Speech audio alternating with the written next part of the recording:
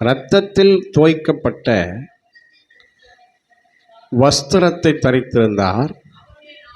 அவருடைய நாமம் தேவனுடைய வார்த்தை என்பதே.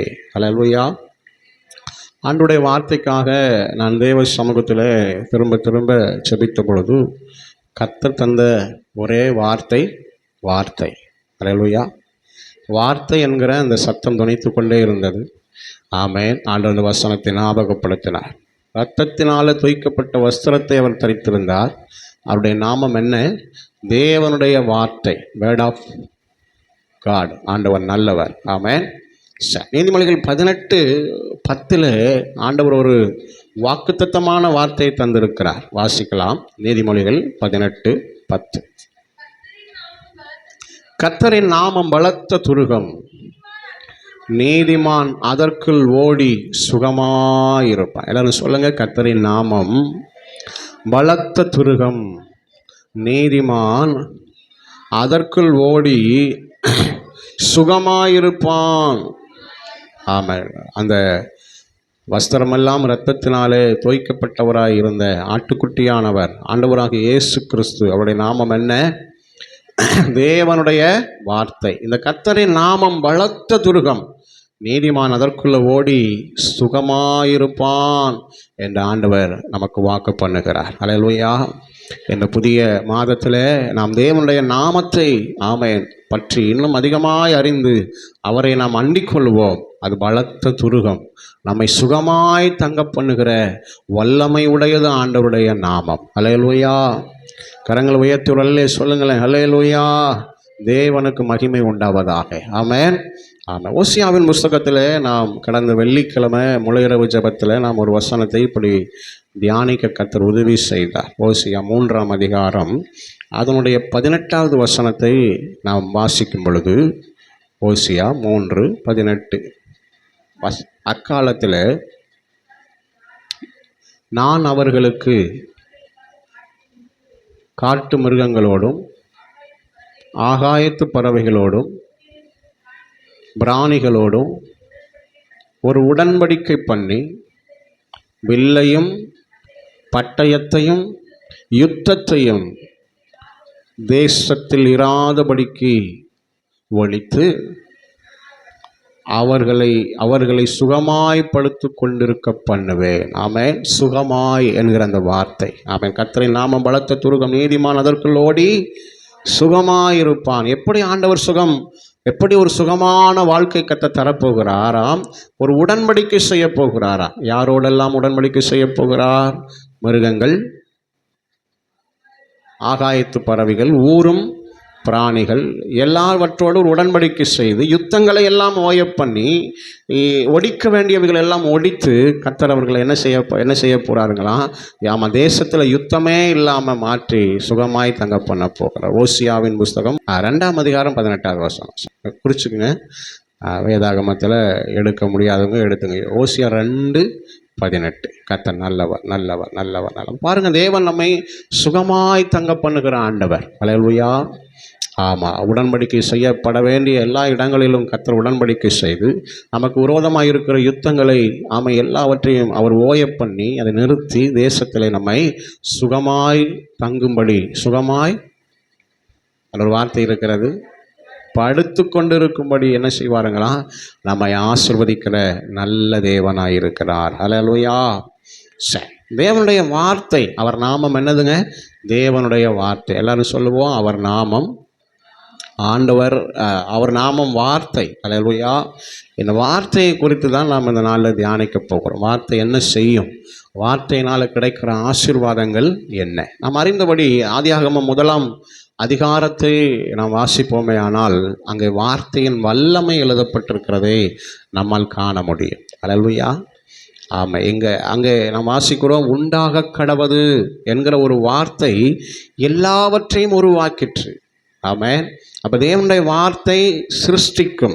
தேவனுடைய வார்த்தை என்ன செய்யுங்க? சிருஷ்டிக்கக்கூடியது. இந்த பூமியை, இந்த வானம், நாம் பார்க்கிற எல்லாம் கர்த்தருடைய வார்த்தையினால் சிருஷ்டிக்கப்பட்டவைகள். ஆமென். ஹல்லேலூயா. ஆதியிலே வார்த்தை இருந்தது, அந்த வார்த்தை தேவனிடத்தில் இருந்தது, அந்த வார்த்தை தேவனாக இருந்தது. ஆமென். அந்த வார்த்தையினால தான் எல்லாமே என்ன செய்யப்பட்டதுங்க? சிருஷ்டிக்கப்பட்டது என்று வேதம் சொல்லுகிறது. அல்லேலூயா.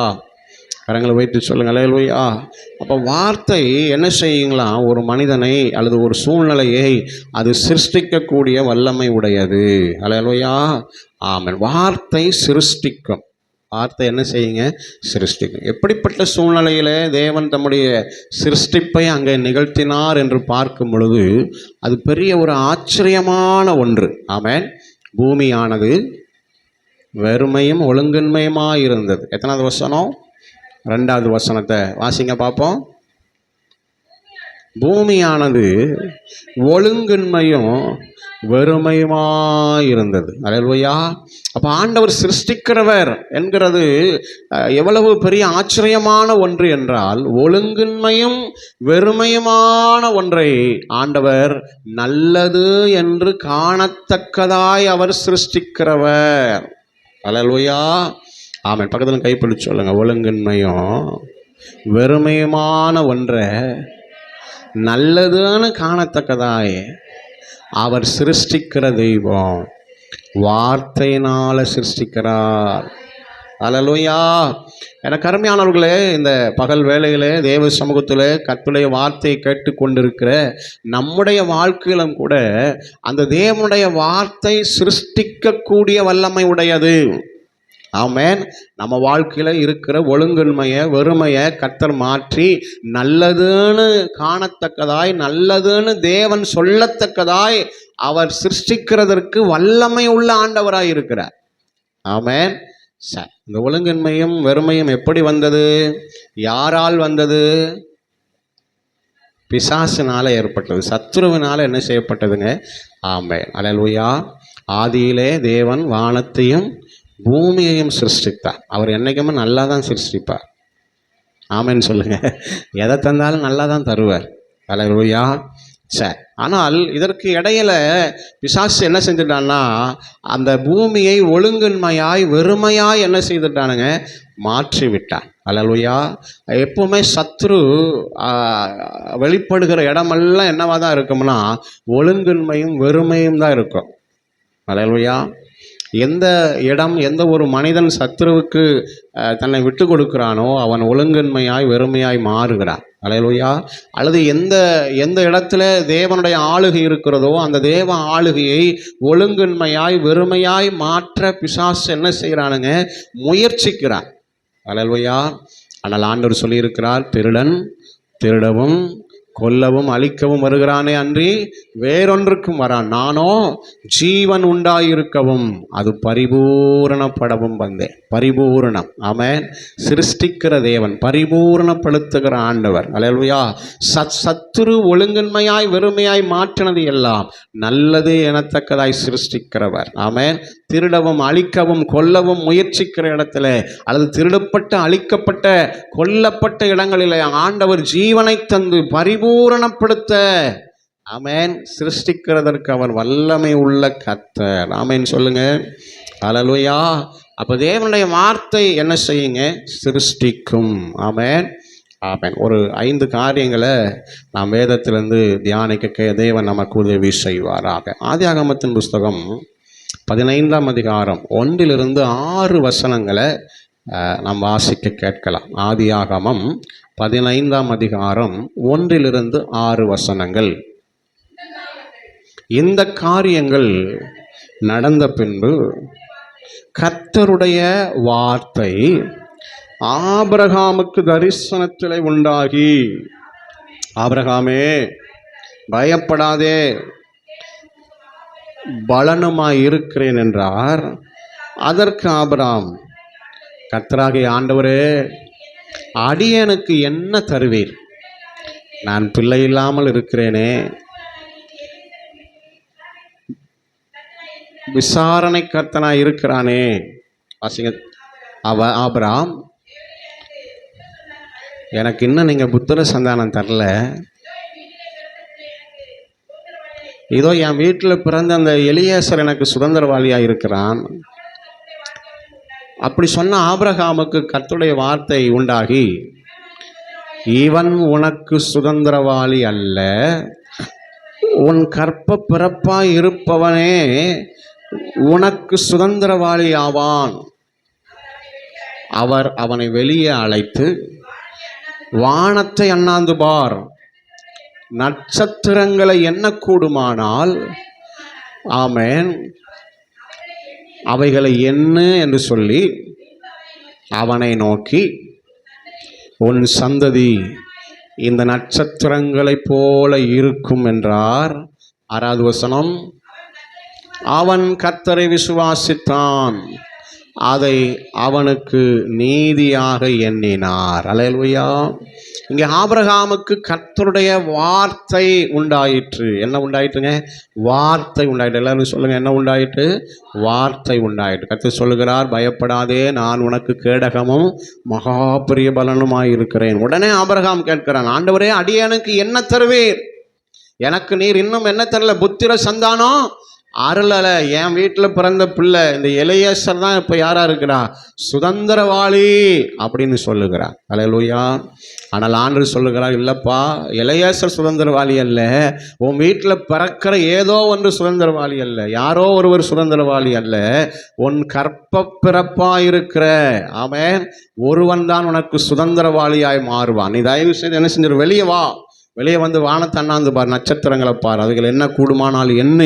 ஆமென். உன்னால் முடியாது, இதை போல உன் சந்ததி என்ன செய்யும்? இருக்கும் அப்படின்னு ஆண்டவர் தம்முடைய வார்த்தையை கொண்டு ஆபிரகாமோடு பேசினார். அல்லேலூயா. அதை அவன் விசுவாசித்தான், அது அவனுக்கு நீதியாக எண்ணப்பட்டது. அல்லேலூயா.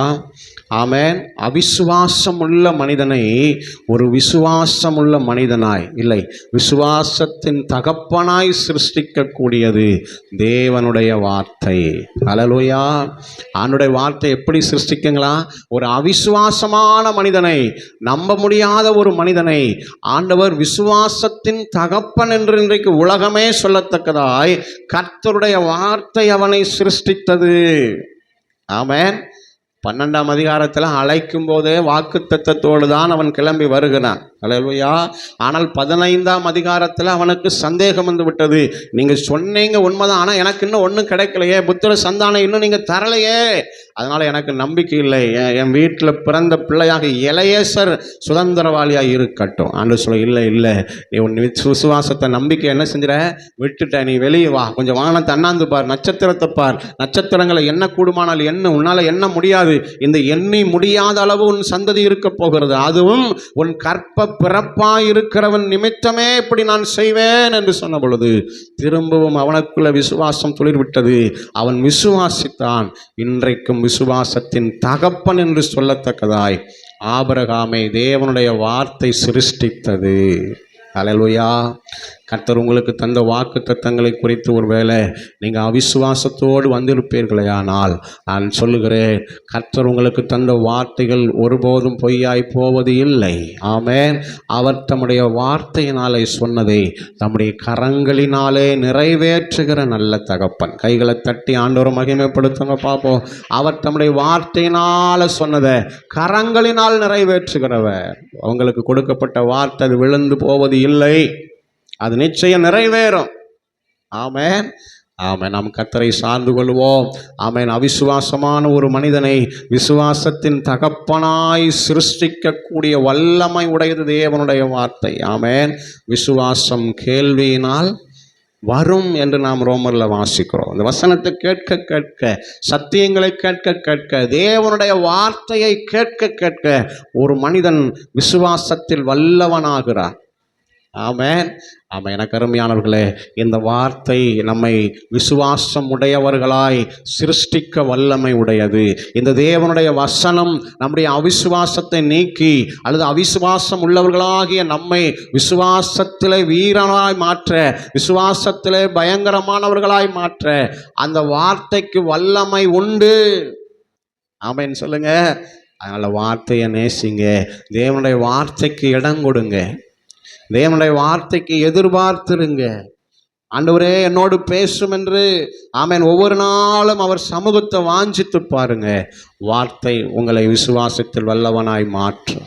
வார்த்தை உங்களை விசுவாசத்தில் பெருக பண்ணி விசுவாசத்தினாலே பெரிய காரியங்களை செய்ய வைக்கும். ஆமென், ஆமென். கர்த்தர் நல்லவர். ஆமென்.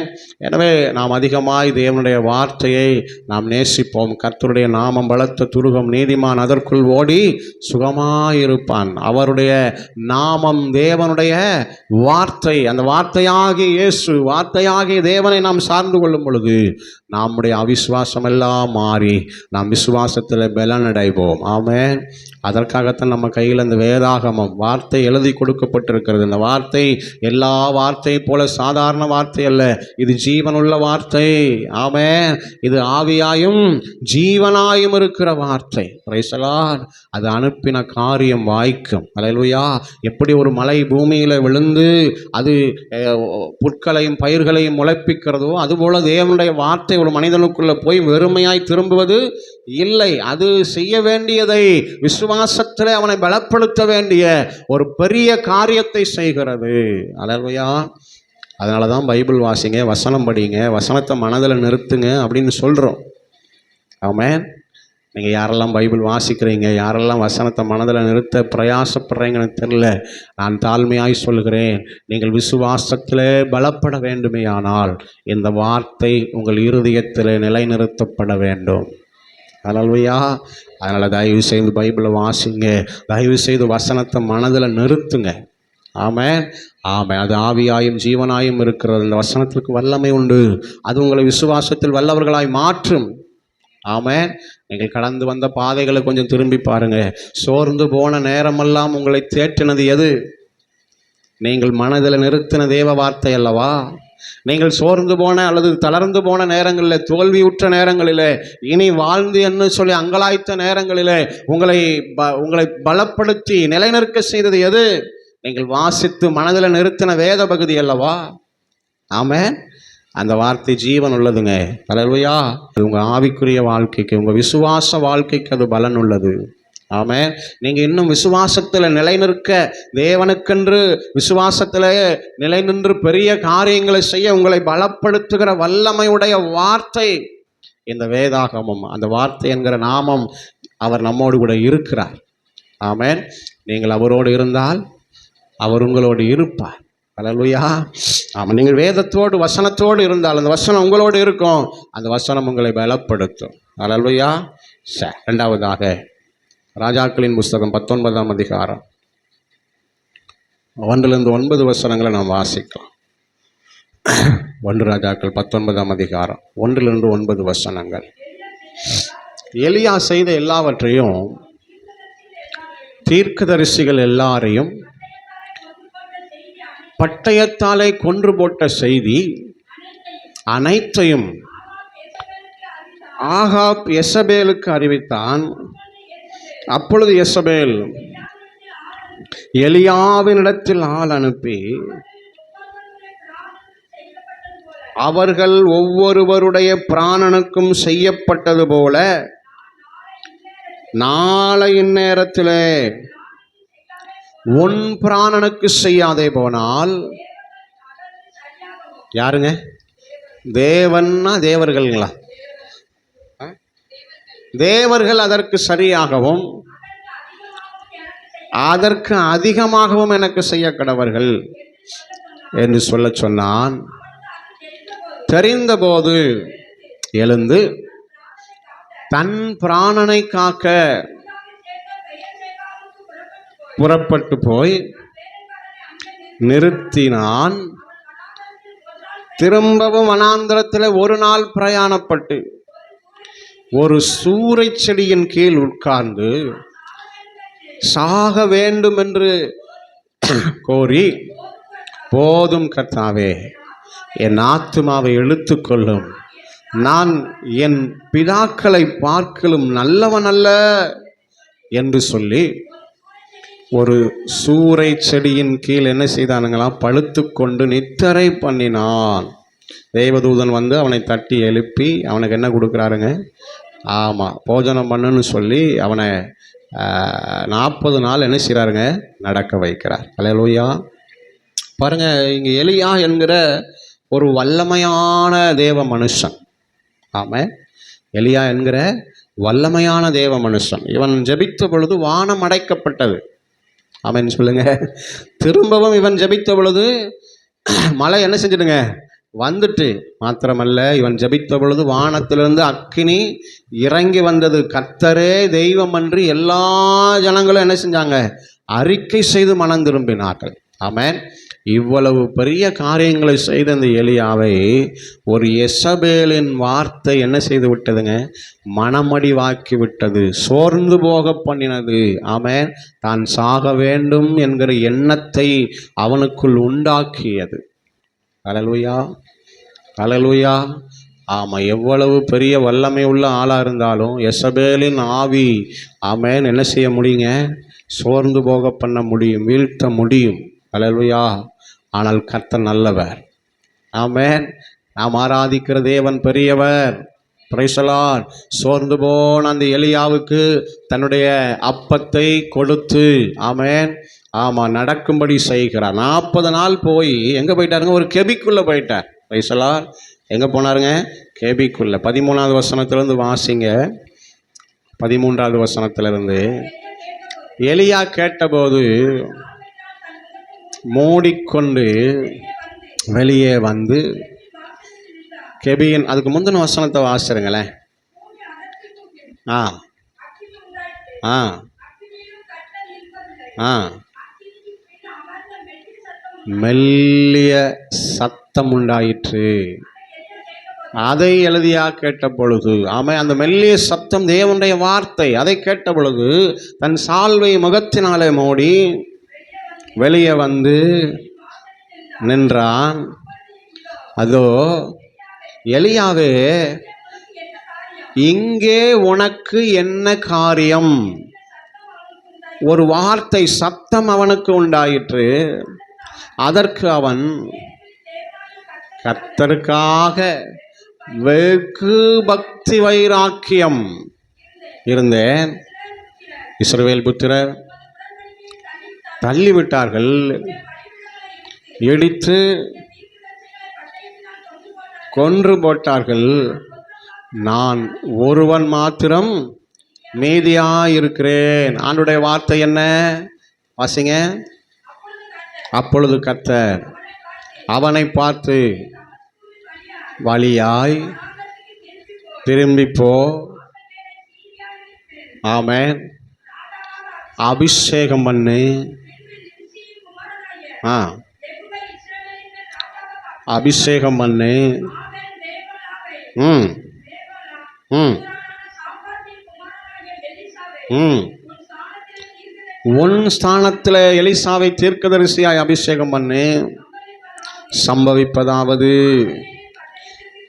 தப்பினவனை கொன்று போடுவான்.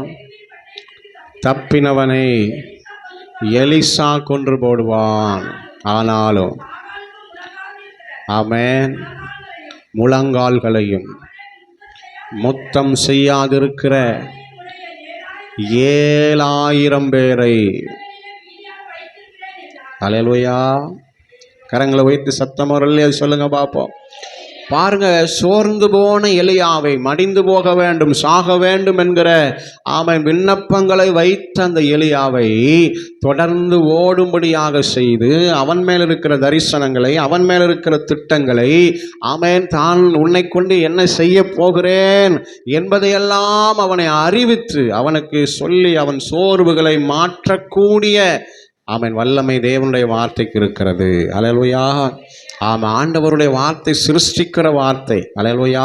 சாக வேண்டும் என்கிறவனை சாதிக்கிறவனாய் சிருஷ்டிக்கிற வார்த்தை. அல்லேலூயா, அல்லேலூயா. சாக வேண்டும் என்கிறவனை சாதிக்கிறவனாய், அல்லேலூயா, சிருஷ்டிக்கிற வார்த்தையின் வல்லமை. அல்லேலூயா, இங்கே வெளிப்பட்டதை நம்ம பார்க்க முடியும். ஆமென். இங்கே உனக்கு என்ன காரியம், நீ என்ன, உன்னை குறித்து என்ன திட்டம், நீ என்ன செய்யணும், ஏன் இங்கே இருக்க அப்படின்னு சொல்லி அவனை பலப்படுத்தி, அவன் திரும்ப அனுப்பி எலிசாவின் மேல் தன் சால்வையை போட, தன்னிடத்திலிருந்த வல்லமைகளை 2 மடங்கு அவன் பெற்றுக்கொள்ள, அவனை உந்தி தள்ளினது, சாதிக்கும்படி செய்தது தேவனுடைய வார்த்தை. அல்லேலூயா. அந்த வார்த்தை அவனை சிருஷ்டித்தது. ஆமென். எலியாவை சிருஷ்டித்தது எதுங்க? தேவனுடைய வார்த்தை. சோர்ந்து போயிருந்த, சாக வேண்டும் என்றிருந்த அவனுக்குள்ள ஒரு உற்சாகத்தை தந்து, இல்லை என்னை கொண்டும் ஆண்டவர் பெரிய காரியங்களை செய்ய முடியும், நான் செய்ய வேண்டிய காரியங்கள் என்ன, நான் தொடர்ந்து ஓடுவேன் என்று அவனை சிருஷ்டித்தது தேவனுடைய வார்த்தை. ஆமென். ஆமென். இந்த தேவ வார்த்தையை நாம் வாசிக்க கர்த்தருடைய வார்த்தைக்கு நாம் விட்டு கொடுக்க நம்மை கொண்டு ஆண்டவர் செய்ய வேண்டியதை செய்து முடிக்க, ஆமென், அல்லது நம்மையும் சாதித்தவர்களாய் நிறுத்த இந்த வார்த்தைக்கு வல்லமை உண்டு. அல்லேலூயா. நான் எதற்காய் பிடிக்கப்பட்டேனோ அதை பிடித்து கொள்ளும்படி ஆசையாய் தொடருகிறேன் என்று அறிக்கை பண்ண நம்மை பலப்படுத்துகிறது இந்த கர்த்தருடைய வார்த்தை. ஆமென். நல்ல போராட்டத்தை போராடினேன், விசுவாசத்தை காத்து கொண்டேன் என்று சொல்லத்தக்கதாய் நம்மை பலப்படுத்தக்கூடிய, ஆமென், நம்மை சிருஷ்டிக்கக்கூடிய பலன் உள்ளது இந்த தேவனுடைய வார்த்தை. அல்லேலூயா, அல்லேலூயா.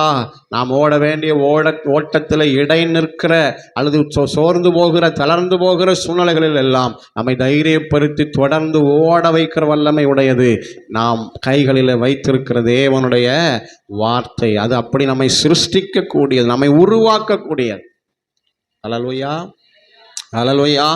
நம்மை எதற்காக தேவன் தெரிந்து கொண்டாரோ, நம்மேல எப்படிப்பட்ட நோக்கத்தை ஆண்டவர் வைத்திருக்கிறாரோ, நம்மேல வைத்திருக்கிற அழைப்பை, நம்மேல வைத்திருக்கிற தரிசனத்தை நாம் செய்து முடித்தவர்களாய் நிற்க நம்மை உருவாக்கக்கூடிய, சிருஷ்டிக்கக்கூடிய வல்லமை உடையது தேவனுடைய வார்த்தை. எலியாவை தேவனுடைய வார்த்தை சிருஷ்டித்தது. ஆமென். சாக வேண்டும் என்றவனை சாதிக்கிறவனாய் சிருஷ்டித்தது கர்த்தருடைய வார்த்தை. ஆமென். அப்போஸ்தலர் நடவடிக்கைகள் 9ஆம் அதிகாரத்தை நாம் திருப்பிக் கொள்வோம். அதே முதல் சில வசனங்களை நாம் வாசிக்கலாம்.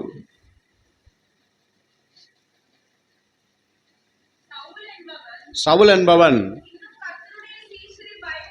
இன்னும் கர்த்தருடைய சீசரை பயப்படுத்தி கொலை செய்யும்படி சீறி பிரதான ஆசாரியரிடத்திற்கு போய்,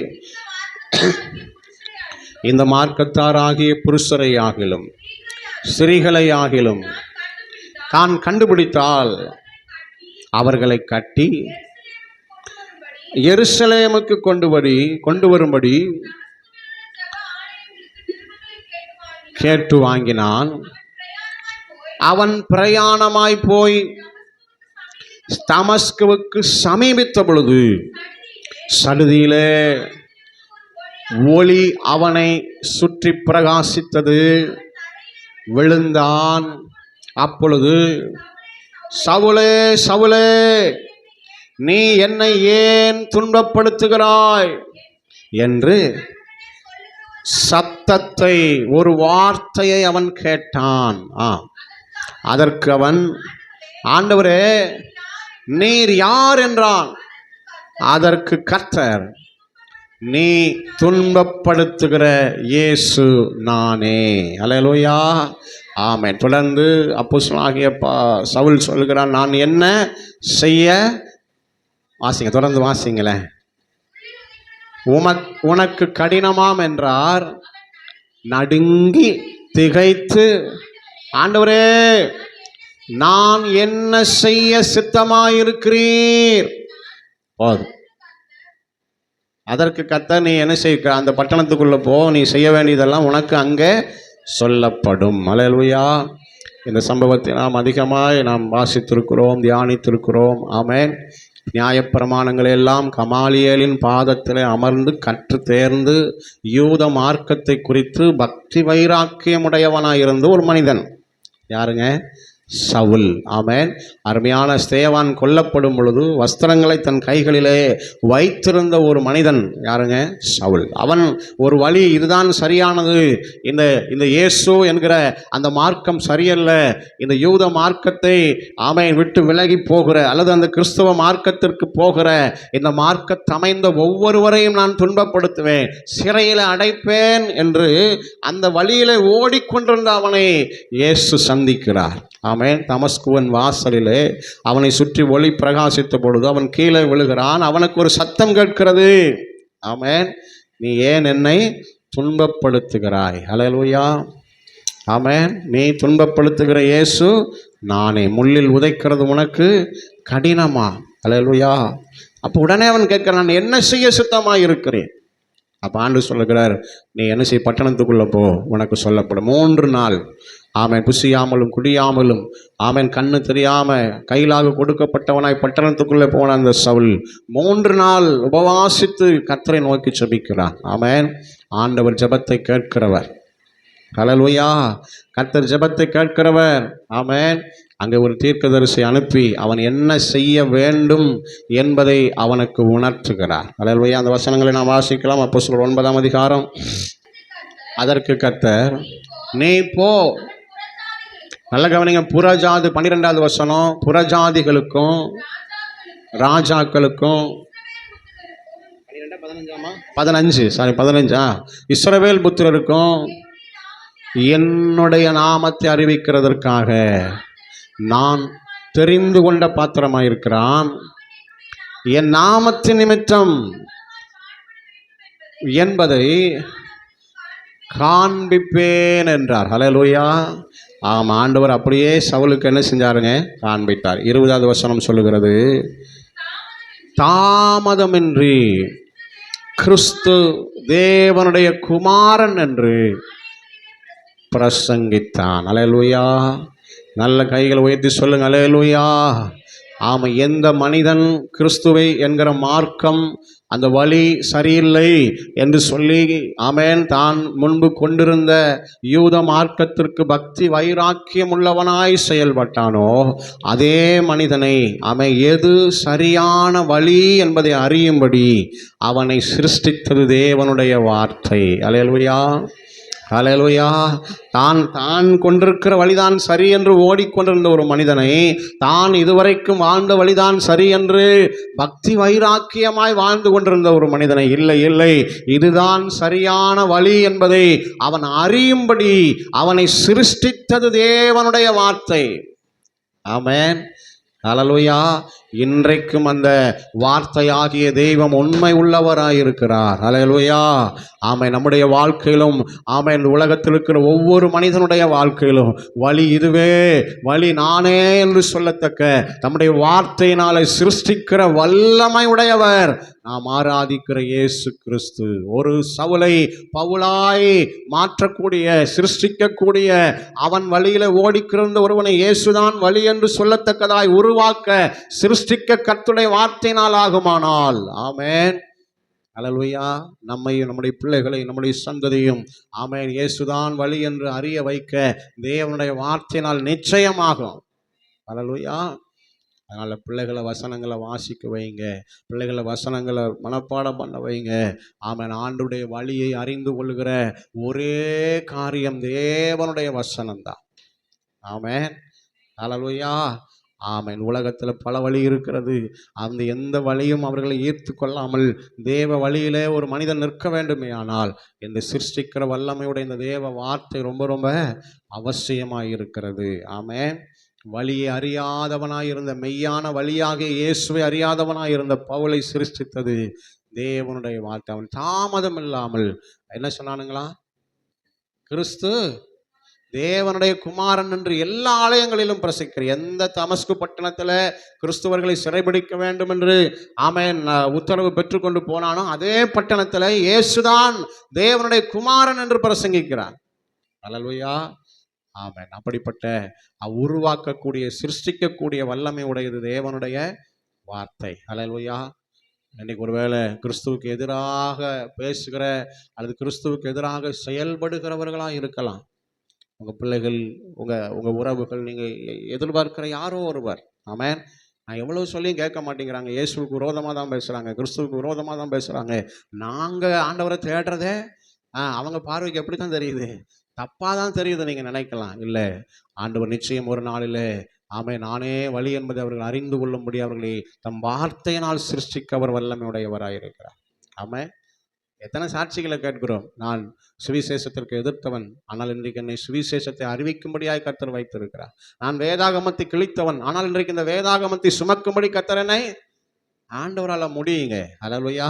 வழி எதுன்னு சொல்ற அவன் சிருஷ்டிக்கிற வல்லமை தேவனுடைய வார்த்தைக்கு இருக்கிறது. ஹல்லேலூயா. இந்த வேதத்தில் குற்றம் கண்டுபிடிக்கும்படி வாசிக்க ஆரம்பித்து எத்தனையோ பேர் ஆமென் நித்திய ஜீவ வழியில வந்து வசனத்தை பிரசங்கிக்கிறதற்கு தன்னை ஒப்பு கொடுத்து வாழ்ந்திருக்கிறார்கள். காரணம், இந்த வார்த்தை வழி எது என்பதை சிருஷ்டிக்கக்கூடியது. அல்லேலூயா. வழி மாறினவர்களை, வழி தவறி ஓடிக்கொண்டிருக்கிறவர்களை வழி எது என்பது, எது சரியான வழி என்பதை ஆமென் தன்னுடைய வார்த்தையினாலே சிருஷ்டிக்கிற நல்ல தேவன் அவர். அல்லேலூயா. ஒரு சவுலை பவுலாக மாற்றின சிருஷ்டிக்கக்கூடிய வார்த்தை இன்றைக்கும் ஜீவன் உள்ளது. ஆமென். நம்முடைய குடும்பங்களிலும் நாம் நேசிக்கிற அன்பானவர்களையும் சிருஷ்டிக்க வல்லமை உடைய. Praise the Lord. நான்காவதாக அப்போஸ்தலர் நடபடிகள் 10ஆம் அதிகாரம் 9வது வசனத்தை நாம் 9லிருந்து ஒரு சில வசனங்களை வாசிக்கலாம். மறுநாளிலே அவர்கள் பிரயாணப்பட்டு வருகையில் 6ஆம் மணி நேரத்தில் ஜெபம் பண்ணும்படி மேல் வீட்டில் ஏறினான். மிகுந்த பசி அடைந்து சாப்பிட மனதாயிருந்தான். அதற்கு அவர்கள் ஆயத்தம் பண்ணுகையில் ஞான திருஷ்டி அடைந்து வானம் திறந்திருக்கிறதாகவும் வாசிங்க. துப்பட்டியை போல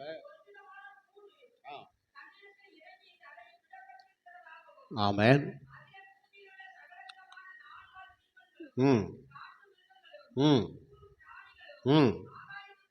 பறவைகளும் கண்டான். தொடர்ந்து வாசிங்க. பேதுருவே எழுந்திரு, அடித்து புசி என்று சொல்லுகிற சத்தம், வார்த்தை அவனுக்கு உண்டாயிற்று. அதற்கு பேதுரு, அப்படியெல்லாம் ஆண்டவரே, தீட்டும் அசுத்தமாயிருக்கிற யாதொன்றையும் நான் ஒரு காலம் புசிப்பதில்லை என்றான். அப்பொழுது தேவன் சுத்தமாக்கினதை நீ தீட்டாக எண்ணாதே என்று 2ஆம் தரமும் சத்தம் என்ன செஞ்சுச்சுங்களா உண்டாயிற்று. 3ஆம் தரமும் அப்படியே உண்டாயிற்று. வானத்திற்கு எடுத்துக்கொள்ளப்பட்டது. பேதுரு சந்தேகப்படுகையில் அனுப்பப்பட்ட 3 பேர் என்ன செய்கிறாங்க? வாசலில் வந்து நிற்கிறாங்க. அங்கே ஒரு சத்தம் 20வது வசனத்தில் திரும்பவும் கேட்கிறது. நீ அவங்களோட என்ன செய் போ. 20வது வசனத்தை வாசிங்க. எழுந்து இறங்கி ஒன்றுக்கும் சந்தேகப்படாமல். ஆமென், ஆமென், ஆமென். அல்லேலூயா. ஆமென். தேவ திட்டத்தை அறியாதவனாயிருந்த பேதுருவை தேவ திட்டத்திற்கு அர்ப்பணிக்கிறவனாய் சிருஷ்டித்தது தேவனுடைய வார்த்தை. அல்லேலூயா. இந்த பூமியை குறித்து, இந்த உலகத்தில் இருக்கிற மக்களை குறித்து என்ன தேவ திட்டம் ஆமென் என்பதை அறியாதவனாயிருந்த பேதுரு, அவன் நினைத்திருக்கிறான் ரட்சிப்பு யூதர்களுக்கு மாத்திரம், ரட்சிப்பு புறஜாதிகளுக்கு இல்லை என்கிற எண்ணமுடையவனாயிருந்த அந்த பேதுருவை, இல்லப்பா, நான் வந்தது யூதர்களுக்காக மாத்திரமல்ல, நான் பரிசுத்தமாக்கினதை நீ அசுத்தமாய் எண்ணாதே, எல்லா மனுஷரும் ரட்சிக்கப்படவும் கர்த்தரை அறிகிற அறிவை அடையவும் நான் வந்தேன் என்பதை அவன் அறிந்து கொள்ளும்படி, தேவ திட்டத்தை அறிந்து கொள்ளும்படியாக அவனை சிருஷ்டித்தது கர்த்தருடைய வார்த்தை. அல்லேலூயா. அவன் சந்தேகப்படுகிறான். தரிசனத்தை பார்த்து சந்தேகம். அல்லேலூயா. நிறைய நேரங்களில் நமக்கும் தரிசனம் என்னதான் கொடுத்தாலும், வார்த்தை என்னதான் கொடுத்தாலும் சந்தேகம் மட்டும் என்ன செய்ய மாட்டேங்குதுங்க, மாறவே மாட்டேங்குது. இல்லை, நாம் சந்தேகப்படவே வேண்டாம். நிச்சயம் அது நிறைவேறும், நிச்சயம் அது நடக்கும். அல்லேலூயா, அல்லேலூயா. நீ சந்தேகப்படாமல் என்ன செய்ய, இறங்கி அவங்களோட போ என்று ஆவியானவர் சொல்லுகிறார். நடந்தது என்ன? கொர்நேலியுவின் வீட்டில் ஒரு திரள் கூட்ட ஜனம் ஆமென் புறஜாதியார் பரிசுத்த ஆவியால் நிரப்பப்பட்டு ஞானஸ்நானம் பெற்று ரட்சிக்கப்பட்டு சபை அங்கே உருவாயிற்று. அல்லேலூயா, அல்லேலூயா. தேவ திட்டத்தை அறியாதிருந்த ஒரு மனிதனை தேவ திட்டத்திற்கு அர்ப்பணிக்கிற ஒரு மனிதனாய் தேவ வார்த்தை சிருஷ்டித்தது. ஆமென். நான் சொல்லுகிறேன், உங்கள் மேலே ஒரு தேவ திட்டம் இருக்கிறது. உங்கள் குடும்பத்தை குறித்த ஒரு தேவ திட்டம் இருக்கிறது. உங்களை குறித்த ஒரு தேவ திட்டம் இருக்கிறது. இந்த தேவ திட்டத்தை நீங்கள் இதுவரைக்கும் ஒருவேளை அறியாமல் ஓடிக்கொண்டிருப்பீர்களே, ஆனால் அந்த தேவ திட்டத்தை அறிந்து உங்களை அர்ப்பணிக்க வைக்கிற வல்லமை இந்த தேவனுடைய வசனத்திற்கு இருக்கிறது. அல்லேலூயா. அவர் அவர் தம்முடைய வார்த்தையை கொண்டு தேவ திட்டத்திற்கு அர்ப்பணிக்கிற ஒரு சிருஷ்டிப்பை நம்மளை உருவாக்குகிற நல்ல ஆண்டவராக இருக்கிறார். ஆமென். ஒவ்வொரு மனிதனுடைய வாழ்க்கையின் அர்ப்பணிப்பும் கர்த்தருடைய வார்த்தையை சார்ந்ததாகவே இருக்கும் என்பதில் சந்தேகமே இல்லை. ஆமென். ஒன்று இந்த வேத வசனத்தை வாசிக்கும் பொழுது ஒரு அர்ப்பணிப்பு உண்டாகும், அல்லது ஒரு அசரீரியான ஒரு சத்தத்தை கேட்கும் பொழுது ஒரு அர்ப்பணிப்பு உண்டாகும். அல்லேலூயா.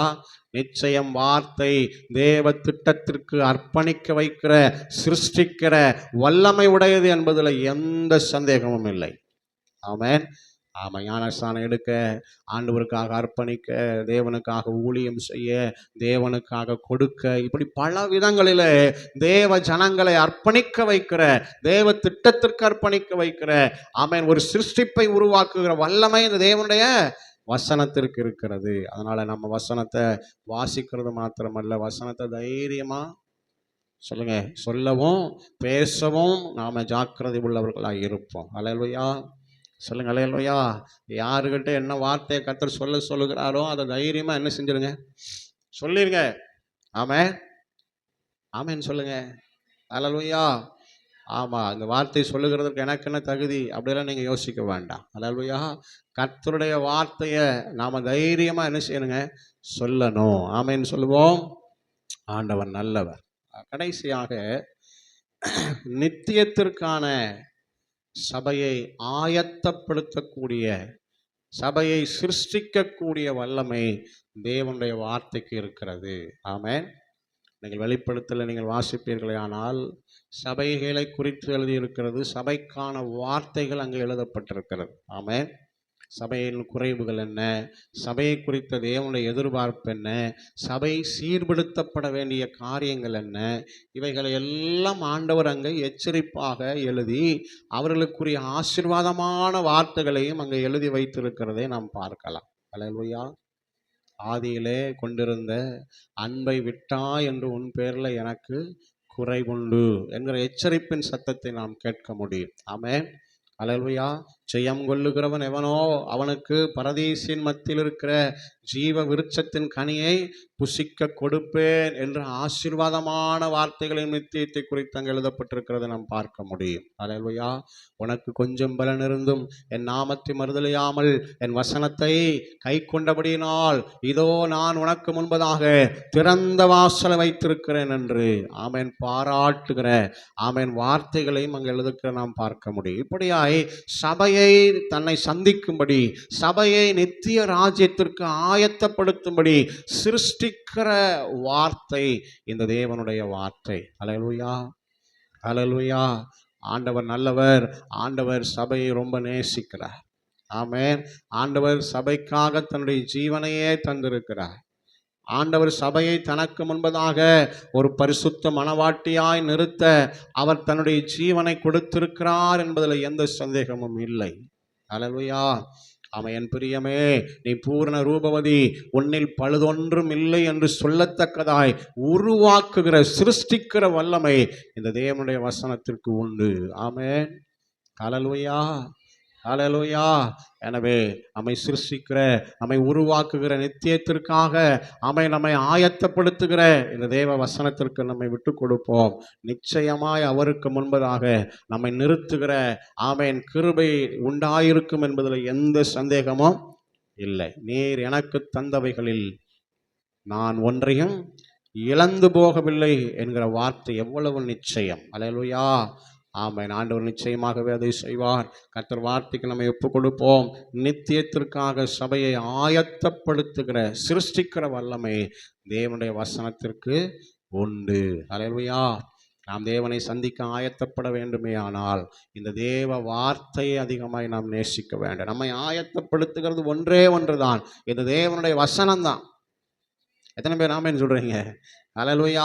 நம்மை ஜெபிக்கவும், நம்மை பரிசுத்தத்திற்கு நேராக நடத்தவும், இன்னும் தேவனுடைய நியமங்களுக்கு நாம் நம்மை அர்ப்பணிக்கும் தக்கதாக அவரை சந்திக்கும்படி ஆயத்தப்படுத்தக்கூடிய ஒரு சிருஷ்டிப்பை செய்யக்கூடிய ஒரே வல்லமை இந்த தேவனுடைய வசனத்திற்கு தான் இருக்கிறது. ஆமென். அதைத்தான் வெளிப்படுத்தலை சபைகளுக்கு ஆண்டவர் எழுதும் பொழுது எழுதி வைத்திருக்கிறார். ஆமென்.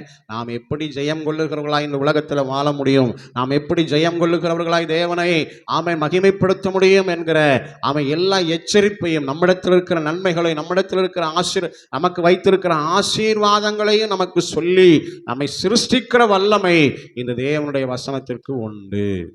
ஆமென். எனவே கர்த்தரை சார்ந்து கொள்ளுவோம். அவர் நிச்சயம் நம்மை ஆசீர்வதிப்பார். கர்த்தரின் நாமம் பலத்த துருகம், நீதிமான் அதற்குள்ளே ஓடி சுகமாயிருப்பார். ஆமென். அவிசுவாசமுள்ள மனிதனை விசுவாசத்தின் தகப்பனாய் ஆமென் ஆண்டவர் நம்முடைய வார்த்தையினாலே சிருஷ்டித்து சுகமாய் தங்க பண்ணுகிறவர். அல்லேலூயா. சோர்ந்து போனவனை அல்லது சாக வேண்டும் என்று இருக்கிறவனை சாதிக்கிறவனாய் நம்முடைய வார்த்தையினாலே சிருஷ்டித்து சுகமாய் தங்க பண்ணுகிறவர். அல்லேலூயா. வழி அறியாதிருந்தவனை அல்லது தன் வழிதான் சரி என்று ஓடின ஒரு மனிதனை இல்லை, நானே வழி என்று சொல்லி இயேசுவை பிரசங்கிக்கிறவனாய் மாற்றக்கூடிய அவன் சிருஷ்டிக்கக்கூடிய ஒரு வல்லமை கர்த்தருடைய வார்த்தையினால உண்டாயிற்று. அல்லேலூயா. தேவ திட்டத்தை அறியாதவனை தேவ திட்டத்திற்கு அர்ப்பணிக்கிறவனாய் சிருஷ்டிக்கிற வல்லமை தேவ வார்த்தைக்கு இருந்தது. ஆமென். மாத்திரமல்ல, நித்தியத்திற்காக பரலோக ராஜ்யத்திற்காக தேவனை சந்திக்கும்படி சபையை ஆயத்தப்படுத்துகிற ஆமென் ஒரு சிருஷ்டிக்கிற அவன் வல்லமை தேவனுடைய வார்த்தைக்கு இருக்கிறது. சபையாகிய நாம் அந்த தேவ வார்த்தைக்கு நம்மை விட்டு கொடுப்போம். கர்த்தர் நம்மை சிருஷ்டிக்க உண்மை உள்ளவர். நாம் யாவரும் தேவ சமூகத்தில் எழுந்து நிற்போம். ஆண்டவர் நம்மோடு பேசின வார்த்தைகளுக்காக நன்றி சொல்லி தொடர்ந்து அவருடைய மாம்சத்திற்கும் இரத்தத்திற்கும் தேவன் நம்மை அவன் தகுதிப்படுத்த அர்ப்பணித்து நாம் ஆண்டவரை தேடுவோம். கர்த்தர் நம்மை ஆசீர்வதிப்பாராக.